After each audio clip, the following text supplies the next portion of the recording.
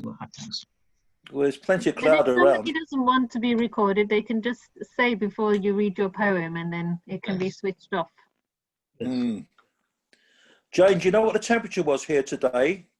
About 4 degrees. It was freezing. It was very cold. Yeah. It was very cold. 28 over here. Oh. Where are you? You're making school jealous. I know. Get my That's passport cool. out. That's a cool You're day. still jealous. Where are you, Jane? I've got a fan next to me, but I've turned it off now. I can feel the coolness from you. Did anybody see any snow this morning? Snow. Up There at was Crystal a bit. Palace, I think. Crystal Palace area, I think there was a bit. And we got a bit in Croydon, not very much, but yeah, All right. we did a bit yesterday as well. No here. Yeah. But you can read in a minute. Corinne saying we got something Croydon. I didn't. No, you can't. They can't see it. I'm gonna put Irma on in a couple of minutes to start off. 2 minutes time to start off part 2. So I'm moving seats. There you are. You go sit where I was sitting. No way. I'm gonna catch you full in the face, Irma. All your beauty will be captured. Move myself out of the way. Move this around a little bit. Perfect, Emma. Yeah, that's good. Lovely There you are. picture. That's good. I'll get out of the way here. Piss off. Shall we start? Yes, yeah. Everyone ready? Yeah. Right, okay. Sure. Away you go. We'll all mute ourselves to help the... Yes, it's good too.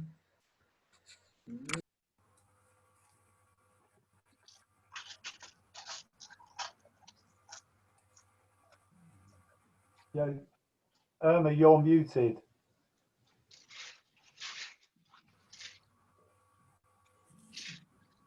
I muted myself, which means I muted Irma. Sorry about that.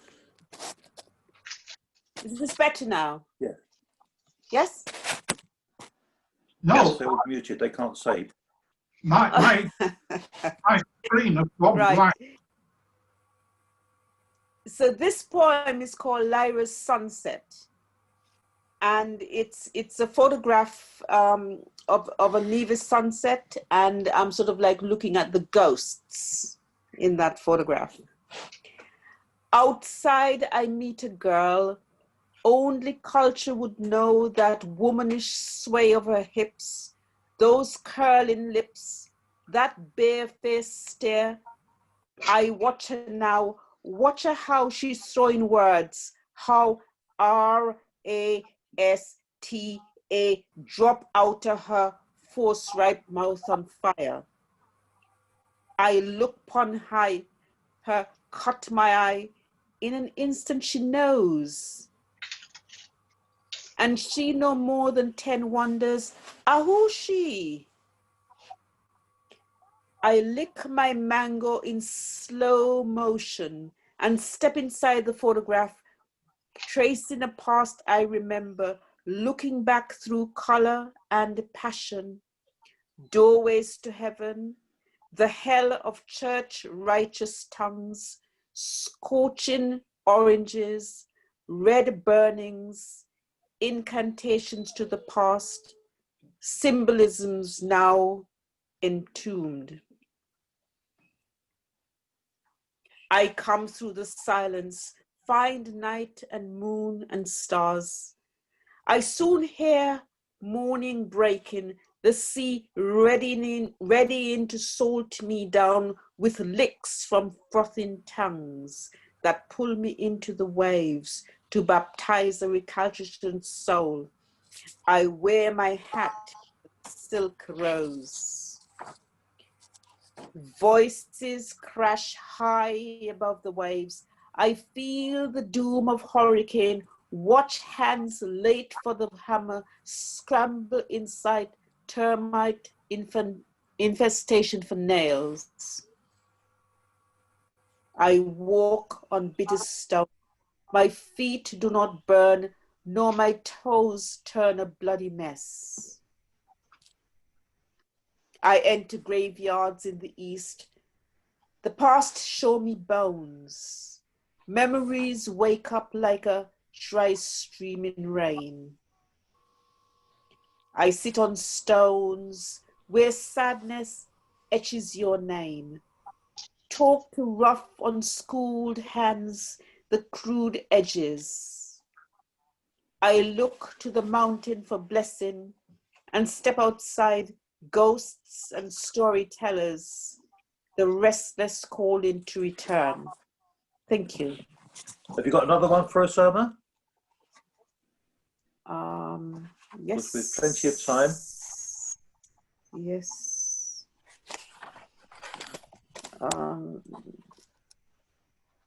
You're doing a TED now, aren't you?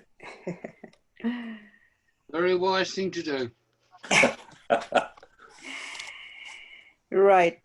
Oh, These are very old poems, but this one is called From the Veins of Our Grandmother.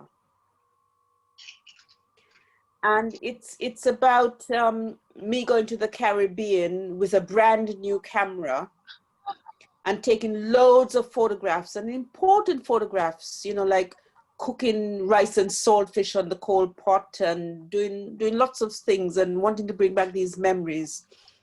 And coming back to England and playing with these buttons and lost everything. Everything was erased. So this poem has sort of come out of that. From the veins of our grandmother. A click, and the memories you hold are gone. Prey to unforgiving digital thorns. There is no death, says that illusion. Alas, your betrayal is a fast changing tide. I am swept out in desolation, clinging to the past, reaching for the storyteller, the ghost maker of starless nights, born from imaginations of her tongue.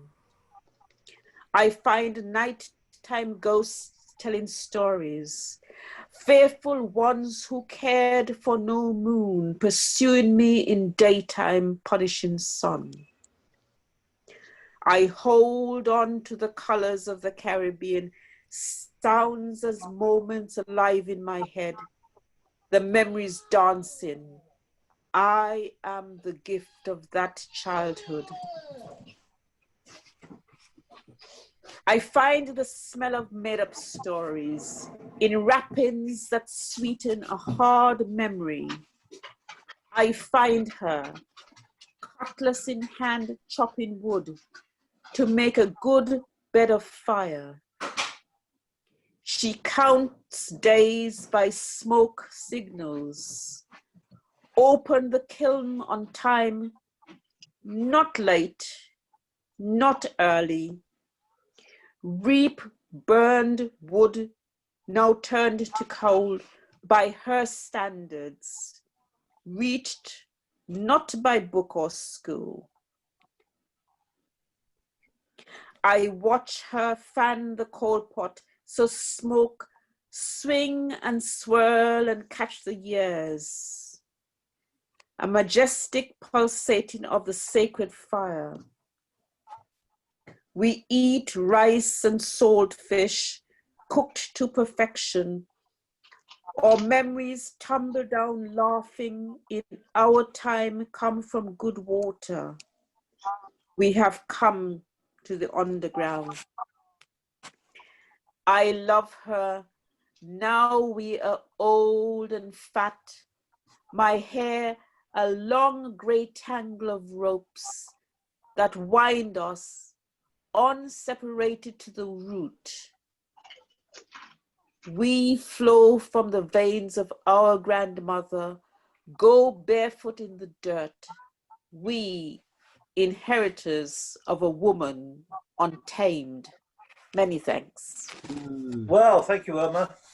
I hope you didn't notice I let the dog out because she was whining, so she's in the garden now.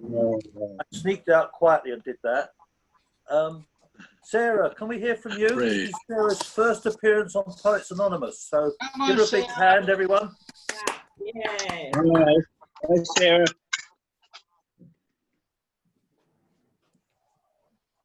Bear with, bear with. Okay. So this is a poem I think I wrote initially before the lockdown and the COVID situation, and so it sort of represents something I picked up on, that I was a gradual awareness, I guess, of something, and then during lockdown with all the empty streets and the strange quietness everywhere, it kind of brought it back into my mind, and I ended up starting to write some poems and things during that time anyway. So this one I just updated it a bit, and it's called Ode to the Lollipop Lady. Can you all hear me okay? Yes. Yes. So Ode to the Lollipop Lady.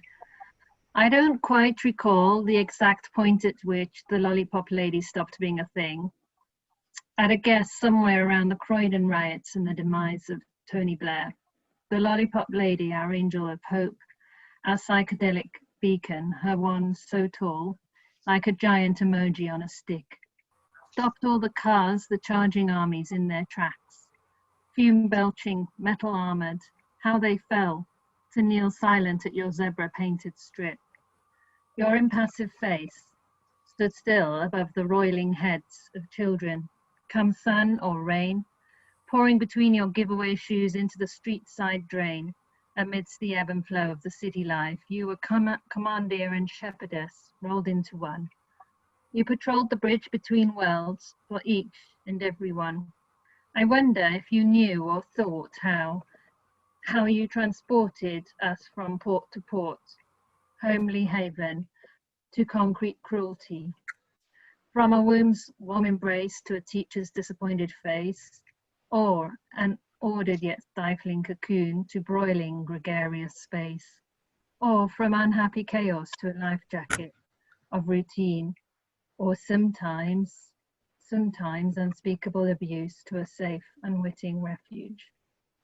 But for each and every one you were the same, a known and knowable place, like the taverns that nourished travellers of old, whether escaping from or braced to meet the trolls. None lurked beneath your bridge, whose stable presence bookended our school days. A reminder that whatever else we faced, good does not so much overcome as intercept, with small acts of routine kindness, simple grace. Oh, lollipop lady, your ghost still hovers in our streets. Now soundless, you greet me. Wonderful poem, Sarah. That's beautiful. Wow. We used to notice this lollipop lady in Wallington. She was from the Caribbean, I'd imagine, and she had her lollipop, and she used to dance in the street with her lollipop, and you could see people loved her. It was Absolutely. they're the They all unsung had heroes characters. in all sorts of weather. Yeah, Yeah, there was absolutely. that consistency. So I should say I was a teacher as well for a while, so I was very aware of lollipop ladies and the role that they played. A lovely poem. Thank you very much. You enjoyed that. Thank you for listening. Feel free if you've got more anytime. Not today, but I will. I've made the first step now, so it'll be easier. Yes, so you've got the audience are clamouring for you, so you're holding. Right. Now who have we got? John's gone. Lorraine. Good evening, Lorraine, again. One more, yes. Hi, I've been getting around to London E5. I haven't been knocked down all that much. And this is Something wrong with that properly. no sea change. Don't imagine the vaccine will bring a sea change to E5. It's still a reminder of how to find a serial offender's shady dive. Did you have enough faith in coronavirus to predict the Damascene life change for every E5 ex-convict? The first few months saw suspects wall themselves in with their arms. But once locked down, locked up, they emerged again, showing their charms. One old brazen stranger liked the look of a young schoolgirl's bike. He didn't hesitate to strike. Yelled, "I'll do what I like. It is mine, I'll have yours," grabbing the handlebars with his paws. The 11-year-old first-year secondary school was no fool. She knew she must offer no defence at all. E5 is still an area, still by no stretch refined. To cycle thefts and knife wounds, all stay resigned. And that's a true story as well. A little girl, not my granddaughter, but her friend, had somebody grab the handlebars of her bike, only 11, and said, "You take mine, I'll have yours." And that happens there, and that's very recently, a few days ago. So, ça change de plus en moins, toujours. Carry on. Yes. Yeah, children can be very cruel, can't they, at times? You know, quite. It's not cruel, it's reality. Yeah. Yeah, so can adults. Crueler. Reality. Yeah. Anne, I wondered if you could read your Gaza poem again. It's so lovely. Is that putting too much? Sorry, were you talking? Anne, you're muted still. Anne. I said, are you sure everyone wants to hear it again? Yeah. Yes, we do. Yes, we do. Definitely. Yes, we The do. Gaza power. Sure. It's powerful. Okay. Gaza. I am a child and I do not understand. Does Allah hate Jews? Does Yahweh hate Arabs? Do they both hate Christians? Does Christ hate them? I do not understand. I will tell you what I know. In Gaza, we are bombed, burned out, without water. We are maimed and wounded. Some of us die. I do not understand. We are not soldiers, mostly kids with mothers and grandmothers who are too busy to fight, trying to keep us alive. So I do not understand why we do not have what other kids have. New clothes, enough to eat, schools, homes, medicine when we need it. We do not know why.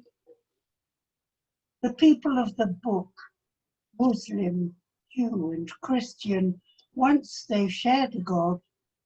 Now he is three gods, each at war with the others, each encouraging his followers to fight the other followers. I do not understand. My friend lies in the hospital with a space where his leg was. Another searches in the ruins for the mother she has lost. And another sits staring at the wall. He does not hear us. He does not speak. I do not understand. We are all human. We are the children of Gaza. We did not fire the rockets. We are only children. But we know one thing. Fighting makes for more fighting. Where will it end? We do not want to die. Oh, Mm. powerful. Very Thank touching. you, Anne. Thank Wow. you. Powerful. Can I Amazing. read you a cheerful one? Yeah, Yes, Go okay. on. Go on. if you must. It's a winter poem. The toe caps of my walking boots looked up in shocked amaze. Cannot want us to go out on icy, snowy days. You brought us for Galicia. In its September shine, we took you by the pilgrim paths to Santiago's shrine. Was it for this we trudged so far, to go out on the ice? To trudge through melting slush and snow? That is very nice. Oh, do be quiet, I begged my boots, and toe caps, shut your trap. I'd be ashamed if you were heard uttering such crap. I brought you here because I know I can rely on you to keep me steady, better than any other shoe. No blisters in Galicia, disaster-free in snow. Don't you see I love you? Now hold your tongues and go. We didn't know you cared so. Oh, now we'll carry you in snow and ice and burning drought from here to Timbuktu. That's it. Thank you, Anne. Very different tone there, wasn't it? Yeah. Mohammed, have you any more for us, please? Yes. Yes, I have some more. I have one. I have two by William Blake. One piddly one by him, which inspired Vicky Fever. You know, and as I was saying, I think it was the last time I was saying that Peter introduced her poems to me a few years back. Vicky Fever. She hasn't written many books, but she's very inspiring. This is Jerusalem by William Blake. And did those feet in ancient time walk upon England's mountains green? And was the holy Lamb of God on England's pleasant pastures seen? And did the countenance divine shine forth upon our clouded hills? And was Jerusalem builded here among these dark satanic mills? Bring me my bow of burning gold. Bring me my arrows of desire. Bring me my spear, O clouds, unfold. Bring me my chariot of fire. I will not cease from mental fight, nor shall my sword sleep in my hand, till we have built Jerusalem in England's green and pleasant land. And,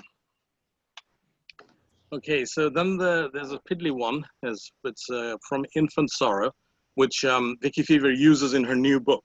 You know, she starts off with this little verse. My mother groaned, my father wept. Into the dangerous world I leapt, helpless, naked, piping loud, like a fiend hid in a cloud. So I'm just going to read one from the new collection by Vicky Fever. The Surgeon's Widow. She dug all night in the company of moths, drawn from the dark to the bright beam of her torch, recovering first his skull, last the phalanges of his toes. Finally, at dawn, a bag full, she carried her husband home. She laid his bones, damp and cold, from the grave on a rug by the fire, then found a drill, pliers, and a coil of wire. Aided by the diagrams in his anatomy books, she reassembled his gaunt frame. The night of their wedding, it swung her off her feet, waltzing her from room to room before carrying her up to bed. Now she held him and danced the same route, stumbling, almost falling on the stairs. Once they'd made love in the bath, now lifting him gently into the tub, she washed him like a muddy child, scrubbing with a nail brush at green and amber stains on his porous bones. His hands she left till last, soaping fingers famous for their delicate skill, with her fingers crooked and clumsy with arthritis. Finally, rinsing off grey suds, she dried him with a warm towel. She slept, as before his death, his knees slotted into the crook of her knees, her buttocks cradled by his pelvis, her head on the pillow beside his, dreaming of his breath on her neck. Wow. Shades of Psycho there. Well, you know, I mean, I don't think he comes to life, so maybe no sci-fi, more like Psycho, I suppose. I don't know. Yes, indeed, indeed. I think it takes a lot of skill to reassemble a skeletal frame from just bones. So I can imagine it would. I can imagine it would. Steve, have you got any more for us, Steve? Yes, I've got. I was just gonna do. Sorry. Go on, Mohammed. Sorry. I was just gonna do one by Steve because we do a bit of correspondence, and he sent me his poem, and I kind of restructured it. So it's different. I'll just do a quick poem. Okay. So this is My Name by Steve Junior. Steve Junior. My name is Steve, an essential person, putting so much into my humble life. I was burdened down and madly wild, but no, I am Steve, the real winner. I seek and I fight with a driven look. I seek and I fight with a driven will that complements my outlook. I try to attain, gain and achieve, as this is my motto, as I go along. Yes, I am black, and proud to see myself in the bliss of a life that has been renewed, repaired, and emerging. Yes, I am Steve, the warrior from London. Help me, I scream, to give credit to my impact. Steve, the real superhero who has climbed against all odds, a winner in disguise of better things. Hooray! The actual Steve. Very good, Actual Steve. Steve now. Long live Steve. Do you want to do one direct to us, Steve, or are you okay with that? Can I read? Yeah. Yeah, of course you can. Yeah. It's just called I Had a Go. I had a go to get things right because from the start it was an arduous fight. I had a go to get things right, but little did I know I had responsibility on me at 10. The struggle pursued me and I was unrecognized. The sun shone, the wind blew, and left behind was me, no family to cluster me or show love. I had a go and sought the omnipotent. As family broke up, and there I was without a bridle, but still I had a go. I had a go, performing acts of bravery, piloted by disturbing people around me. The result, a mental institution, because there was no one there to pilot me. I thought I had a go, and I overcame that. Now I loom in the midst for great roles of achievement and success. So having a go does not mean it is all over. Thank you. Wow. That's an inspirational poem, Steve. Well done. Thank you. Thank you. I enjoyed that a lot. Thank you. Now, where are we going? John, is you still around, Mr. Greatrix? No, he seems to have gone. Oh, yes, he is. Oh, John. I can see a big red, white arrow on a red. You delivering a budget? Hang on. Yes. Budget. Let's get rid of some. Okay. Right. Okay. This was written a few years ago, as you'll realise from the person who's mentioned towards the end. Anna Frank is murdered, gone, but her diary lingers on, and a tourist pays to see to revive the memory at her house in Amsterdam by the water, where the tram cars rattle and recall the smash of jackboot and the fall of Holland. Wilhelmina's dead and gone, Juliana wears the crown. Modern buildings stand instead, covering the silent dead, and the tulip grows serene where the German tank has been. Anna Frank is Asian now, in the dreams of Enoch Powell. Must we, over English meadows, build our road to Buchenwald? Very powerful. Nice. Wish Priti Patel would listen to something like that. Yeah. You're not in favour of the abolition of Priti Patel, I take it. Well, one would I'm in favour of know. One would think she would know better. She's a bully. She's a bully and a curse. Absolutely, Mohammed. Have you got any more for us, John? All right, a railway journey through life, if you like. It's called All Change. All change. This train leaves Central Station for the next great conurbation. On our journey, there will be changes in the scenery. All change, all change. Cut down the towering trunks and in the clearing, burn the stumps. All change. The villages expand, growing over grazing land. All change. The battlements are down, sucked into the sprawling town. All change. In city back-to-backs, weeds are breaking through the cracks. All change. This line's no longer paying. Take the new one. We are laying. Are you coming? Well, I'd like to, but I haven't a ticket. You don't need one. Right, I'll come. Where are we going? Straight to the horizon and beyond. How far can I go? As far as your ticket allows. I haven't one. Don't worry, nor have I. Can I get off? I wouldn't try, but if you must, just pull that cord. The The train will stop, but not for long. I'm scared. Well, so am I. It's okay though, we're safe. Till the collector comes. And then he won't ask all of us at once. Relax, sit back, enjoy the view. Who's that man? Which one? That one, in blue. Oh.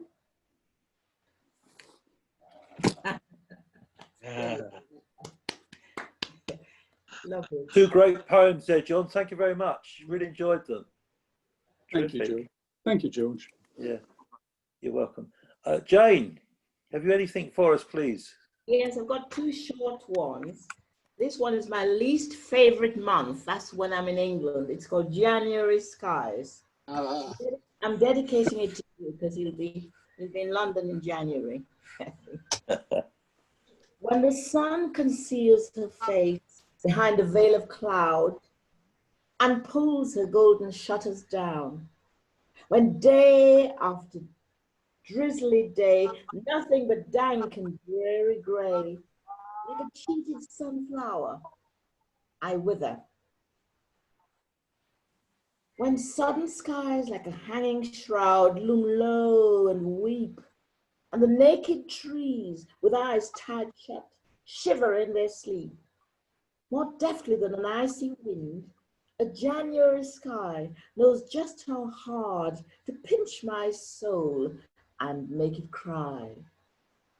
But come the April rains, the buds of May, the brilliant blooms of June, light-hearted will I trip once more across the grassy Hackney marshes, so live and fresh and green.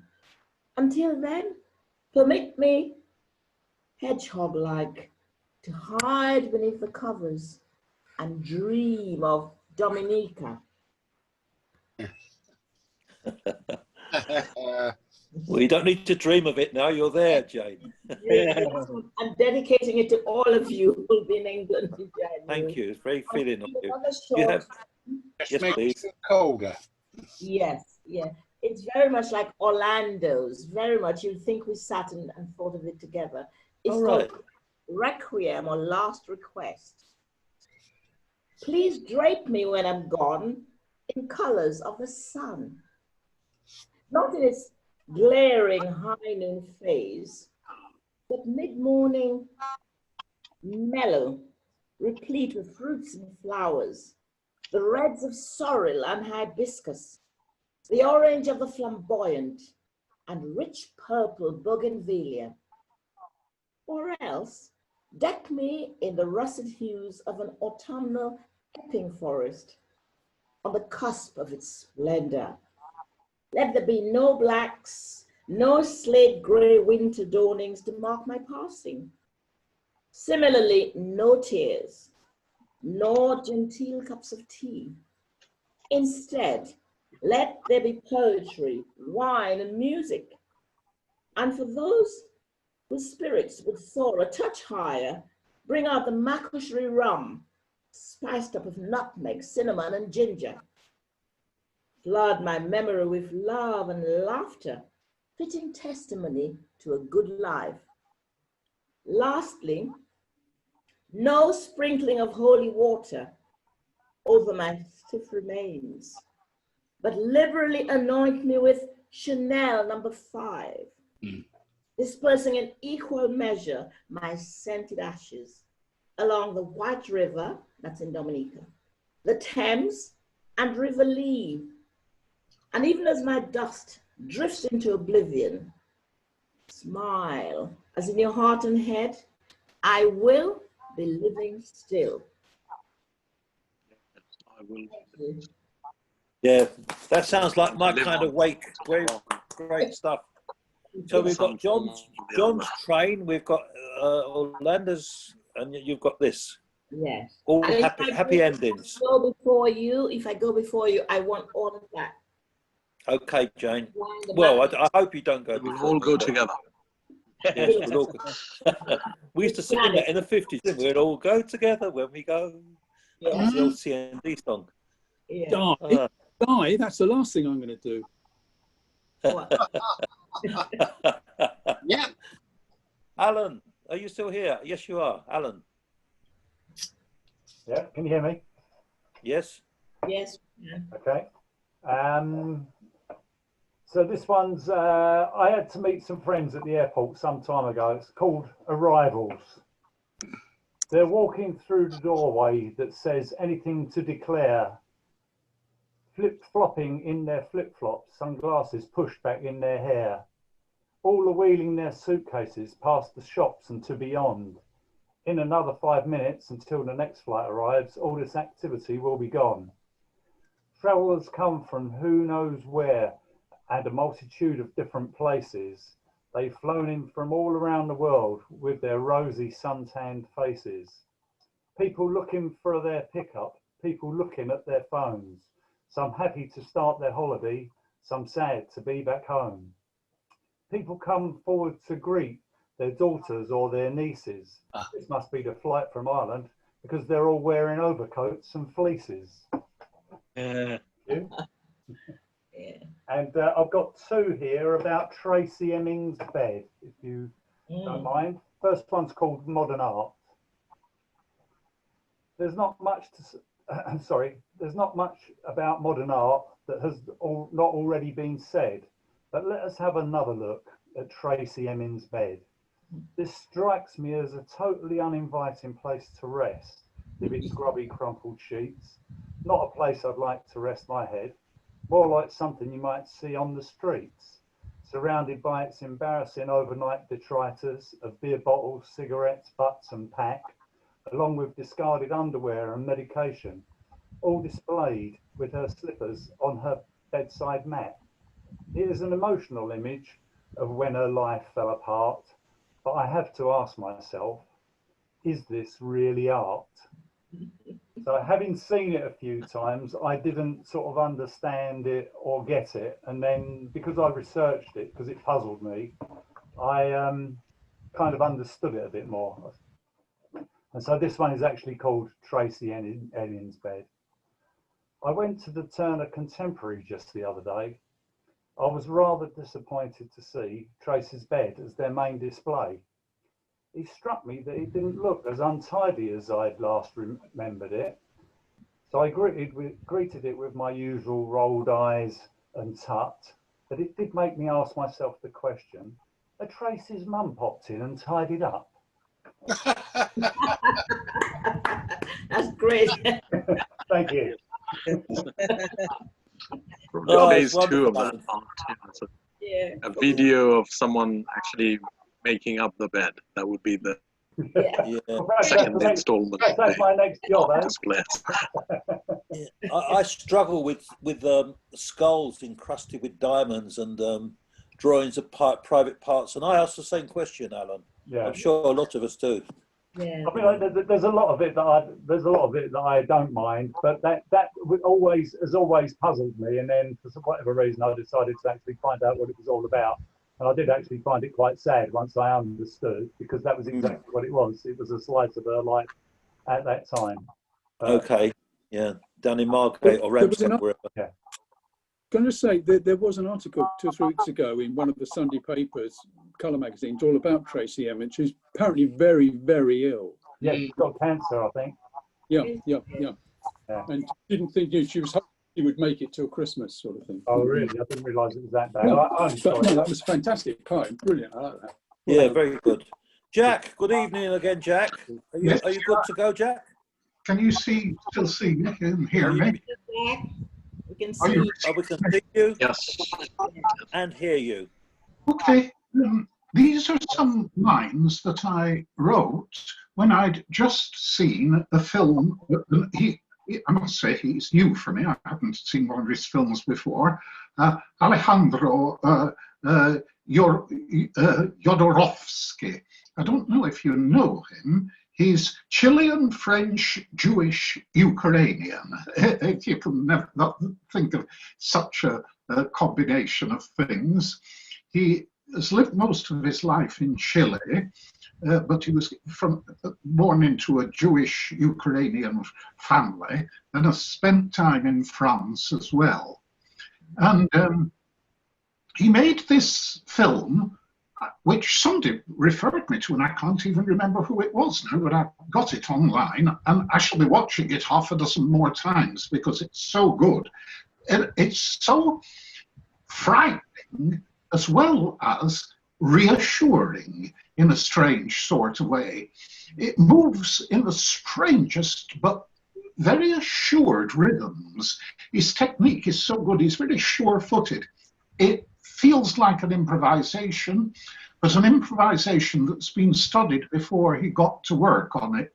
So can I just give you these few lines that I wrote about it after?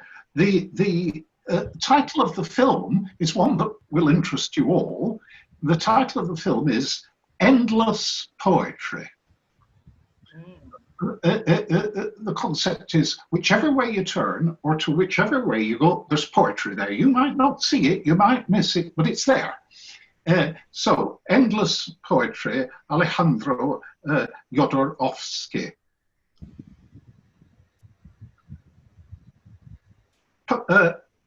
Something like packing up all your troubles without an old kit bag, troubles of diminishing returns. Stop being so avaricious with your troubles. Never as sexy as you think. Much more sexy than imagined. A book of jokes about seriousness. Listening to Valse Trieste Sibelius. So simple, so sad. Beware, sadness tripping serious. Remember your packing without an old kit bag. Switch off the operatic version, it's been better said before. No one loves a fairy when she's 40. Don't stain your fingers with that crap. The trick is always watching your next step while not watching it. Thanks, Alejandro, age 91, Chilean, French, Jewish, Ukrainian. Jack, aged 82, Lancastrian, Roman. That's good. That's good. Yeah, enjoyed that, Jack. Thank you. Yeah. Do you know the channel which is called Intelligence Squared? Because can I please refer you to? They had a wonderful poetry discussion among poets. And most of these poets, you and I would know as actors. I didn't know, for instance, that Helena Bonham Carter was a poet as well as a very good actor. She was one of the participants. And it was the program was basically a very nice headmistress-ish sort of woman from the BBC, really interviewing William Seagart, who's the originator of the Poetry Pharmacy, and Janet Winterson, novelist, writer, and various other things as well. And it's absolutely riveting, the ideas they were coming up with about what poetry can, should, and does do. And it's done with humour and kindness, and above all, understanding. I strongly recommend it. Mm. Okay, Jack. Well, I think we need to, time's getting on a little bit, unfortunately, and we haven't heard from everyone yet, so we need to go to Jim. Very good. Yeah, just a question actually. I bought this this headphone, five, it's quite cheap, and I plugged it in and it makes no difference. I can't actually. It doesn't cut out the, you know, it doesn't send something to hear. It just overrides it. Is that a fault with the headphone, likely, rather, or is it might be? It's not noticeable, Jim. It doesn't affect us at all. Yeah, I know it doesn't affect it. It's basically when I want to put this in to stop the noise from going out to the rest of the people. You know, put this in, and nobody else in the building can actually hear it. but it's not doing it now. Just plug it in and it makes no difference. It just comes out and doesn't come through here. Any ideas, Alan? No. No, okay. Make sure you pushed it in far enough. Yeah, I've tried that as well. Yeah, it cost me a whole £5 actually, so I'll probably get a new one. Yeah, I'll read a poem called Requiem. It's an imitation of Nigel Armitage, or Simon Armitage, that's right. Requiem for a colleague. We were sick and tired of that Hopkinson, his sighs and moans, his verbal excreta, contempt for customers, sheep-like bleatings, the way he leered at our nubile females, and all his displays of self-pitying angst. He was little more than the office drone. How he evaded the sack, God alone knows.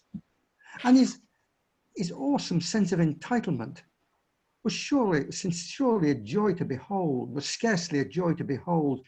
And his jokes were so utterly cringeworthy, so loathsome. We dreamt of pushing him through open windows. He'd fall in silence, too lazy to scream, and we'd chortle like lost, embittered souls, waiting for the moment his skull might explode. Now he's gone. The air seems fresher, sweeter. His sloughed-off skin, his final slug-like vestiges, has been vacuumed up by the office cleaners. And thanks to that glowing reference we wrote, our clever idea of reference disposal. As he left, we all had a jolly good laugh. Bon voyage, no hard feelings, don't come back. Yeah, I've written down on paper so I couldn't read it out properly. This one's it's preempting Christmas, this one. It's called Xmas Rated Taste Buds. At Christmas time, my taste buds whine for Toblerones and Tinkerbells with icing sugar wands, seek to be ravished by bandit cakes and caressed by buttered scones. When I'm alone, my taste buds moan for wanton treacle tarts, then drool for brandy-flavoured mincing pies and consummated chocolate logs. But when it comes to New Year's Day, my taste buds cry, "We've changed, okay? We'll do cartwheels for jellied eels, so stuff your stolen cake and give us a bash at the bangers and mash your mother used to make." Whee! Wonderful. Yeah. British cuisine's a bit extreme though, Jim. Sorry? British cuisine is a bit extreme. Yeah. I like it. I only eat it at Christmas, actually. Otherwise, I don't eat it at all. Just at Christmas. You like your sweets. You love sweets, Yeah. though, don't you? Yeah, it's mince pies, brandy, mince pie flavoured creme, and Christmas pudding, all the stuff which is really very bad for you. Just this once in a year I eat it and then never again. Yeah. So tempting and so bad for us here. Right, yeah. Yes, indeed. Very, very bad. What do you call a man with a sausage on his head? Sauerkraut. No, a headbanger. Oh, right. Sorry, bangers and mash. All right, Christmas, all right. Yeah, all right. Sausage head. Sausage head. And do you have any more for us? Because I did kind of force you into reading Gaza, but have you any more you want to leave us with?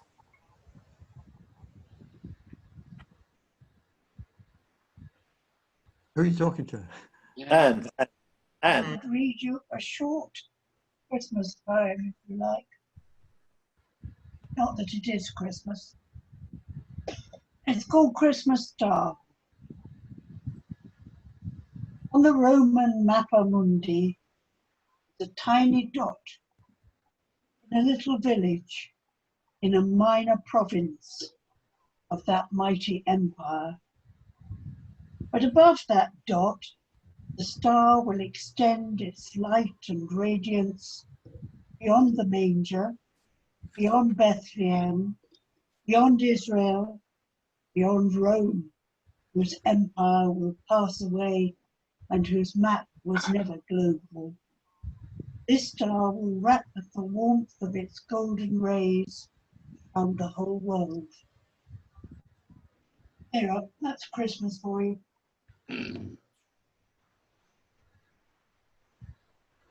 Thank you, Al. I think we forget the meaning of it sometimes, don't we? Pretty Christ, much. that's good. Ted. Now, sorry, John. Yeah, Ted, are you good to go, Ted? Yeah, I'm okay, mate. Any Brixton poems there? Do you want a Brixton poem? Yeah, your new one. Yes. Yes, please. Oh no, I won't do that. I'll give you Dandelion. Okay. You can have, after that, you can either have fishing heritage or you can have recycling. What a treat. Fishing heritage, please. Dandelion of fishing heritage. Okay, Governor, I should do it. I should do it fishing heritage first then. Okay. It was a journey into unknown lives of fishermen trawling the sea, men with big hands gnarled, pulling in nets screaming with freezing water and tons of fish, or worse, none. Men living in still rooms with doors riveted and bolts to hold back the sea, all crisscross painted and covered in grime, overpainted and covered in more grime. The forecastle, where the lucky bunk back in the galley, where cook and a boy scalded load bread slabs onto plates for tea and boxed in for the toss. The engine vibration glistens the grease and the meals, and everything is tainted with fish. From a dungeon, slim stokers feed boilers. The ashman, roasted and frozen all day, crashes his bucket overboard, heaving the strain of the chain.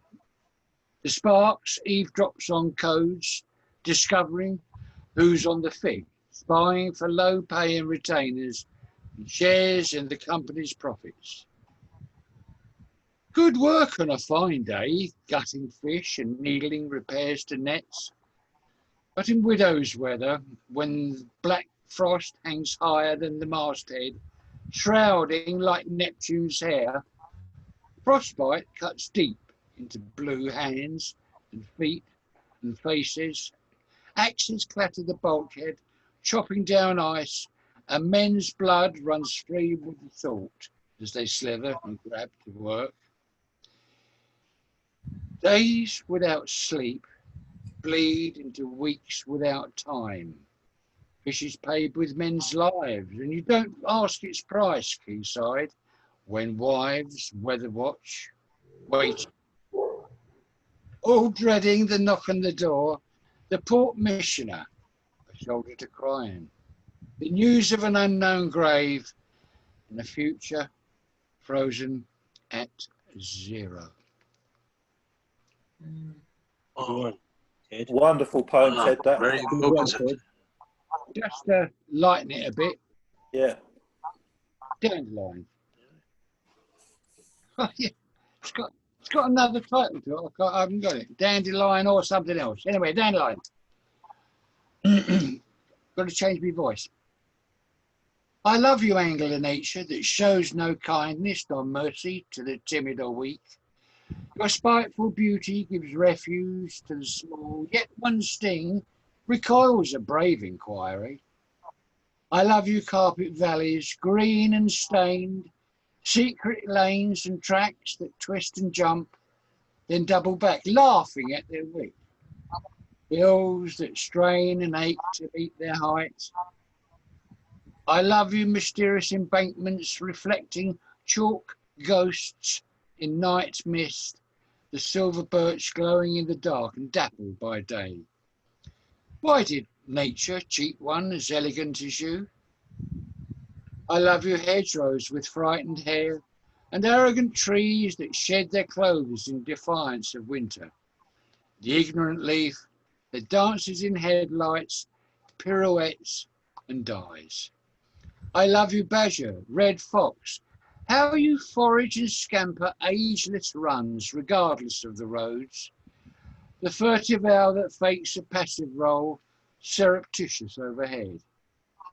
I love you, rainwater, streaming and gushing, flowing down roads, washing all that precedes you. How you shape your channels and find your home. I love you, single dandelion, who breaks the concrete slab and reminds the non-believer you have persistence that we will never know. Wonderful, Ted. Two of your very best poems there. Yeah. We I've love got them. another 1,000. When are you going to get your book out? Your next book out? Oh, I'm Ted? never going to do it, am I? I've got it ready. I keep trying to rewrite a forward to it, and well, I did write one years ago, and it is years ago, but it's now so out of date. It's bonkers. So. I've got to let my dog out. She's padding up and down. So I was duetting with her. Peter, do you want to talk for a little while I sort the dog out? One second. Go on, Peter. Off you go. Off. While he's letting the dog out, I'll quickly read 2 poems by Bernard O'Donoghue. Lovely. A category error, philosophically speaking, or a flaw in genetic coding that makes these blurs of clockwork Mercury wheel along the dry floor without wheels, like monks out of their cloisters, or the no-pace perceived tree creeper that scurries up the branches like a mouse. And pencil it in. Stumbling my fingers along the shelves, I observe an interesting thing. Books I have had for more than 30 years feature my name in proud fountain pen. Now I'm reminded of it, I recall practicing on rough paper to reach such a convincing dash of signature. For a while they went slantways in legible ballpoint, then anywhere with any implement, roller point, red even. Recently I'm perturbed to find I've started to sign in pencil, HB naturally. But will the time come when less permanent leads will do it? 2B, 3B, 4B?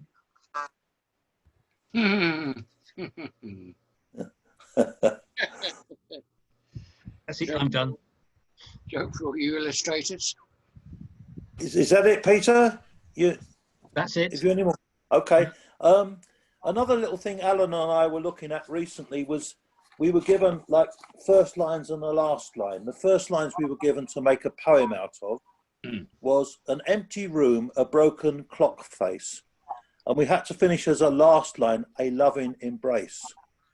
So I got 2 poems out of this somehow. So the first one's called Time Stands Still. An empty room, a broken clock face, a time together broken. We tried to zoom through cyberspace, but that link was just a token of all that ought to be. Forlorn as this bare floorboard room and the mildew on the wall, that's all that's left of you and me, lost in the thoughts we hoard. Yet still we each await a call. I hope the phone rings soon to fill the empty room with us 2 used-to-bes. Yet even memories will never replace a loving embrace. And that's that one. Well done, mate.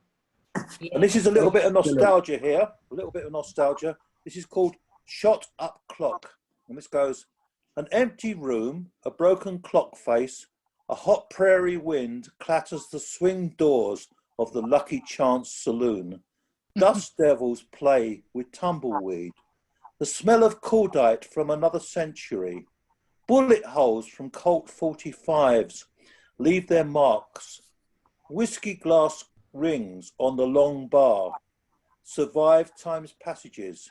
And still I miss Tom Mix, Gene Autry, Roy Rogers and the Lone Ranger in flickering black and white Saturday morning cinema at Catford Odeon. I hold them fondly, an empty room full of memories, a loving embrace. So there we go, a bit of nostalgia. Well done. Can Not I do quite, not quite lollipop, ladies. George, sorry? Can I do a correction Yes? on that? Saturday morning flicks. Saturday morning what? Flicks. Flicks? Yeah. Yes, that would be all right. I don't mind flicks. Yeah. And we used to let all the kids in. One of you used to go to the fire door and let all the kids in for nothing. They used to sneak in before the usherette spotted them. Yeah. Couldn't Hopalong Cassidy keep up with the others and get into your poem? He didn't have a leg to stand on. Put his best foot forward. Yes, hi old Silver. So yeah, well, it's been a lovely evening, everybody. I've really enjoyed it. Yes, thank you, George. It's nice to see you all. Thank you, guys. And Well done, George. Yes. and we're meeting again on the 18th, done, if anyone's available. On the 18th. 13. Yeah. 18th, 18th, 18th of what is that? 18th of December. 18th Oh, of December. another one, 18th of December. Okay, I'll make a note at 8 o'clock.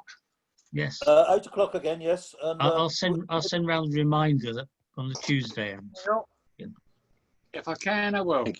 yes. Thank you, Peter. So, Jane, when's your return flight? Have you booked it yet, or we Not miss you? yet, because I'm hearing of thousands and thousands of people dropping dead.